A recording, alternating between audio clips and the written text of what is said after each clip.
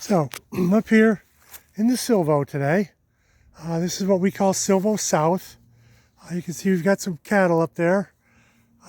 Still feeding. This is like the 5th of May.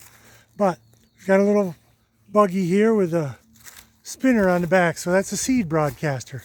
So we're mixing up seed and trying to overseed into this area because we'd like some more grazable, desirable species.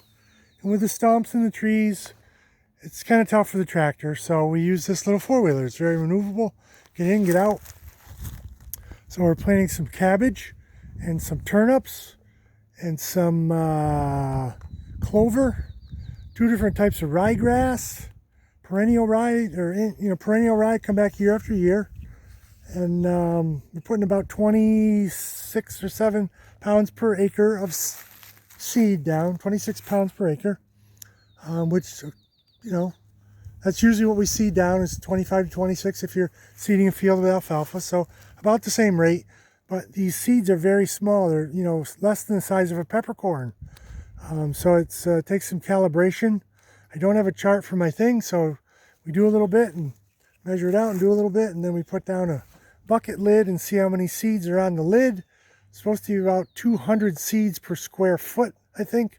If I'm doing my math, I gotta look at my chart, but that's what we're doing. I'm talking fast to try to get this all in because there's a lot of information here and I'm pretty excited about it because in this Silvo, you can see it is starting to green up a little bit. We've been working up here for years with bush hogging, trying to get ahead of that wineberry, and you can see that's getting kind of sporadic.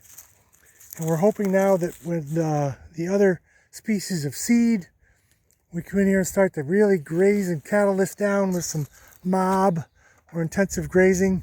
And maybe we're going to step on some of that and smother it. I got my little white posts in there so I can tell where I've been, where I'm going.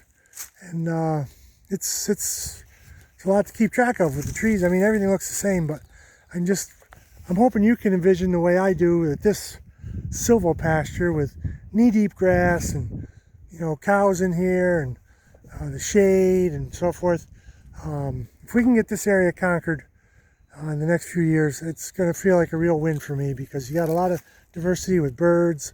Turkeys are in here all the time, deer.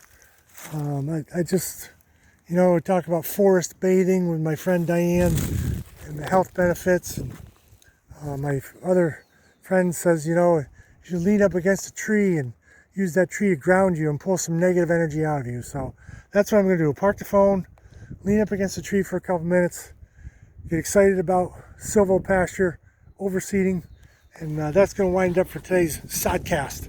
Yeah, baby.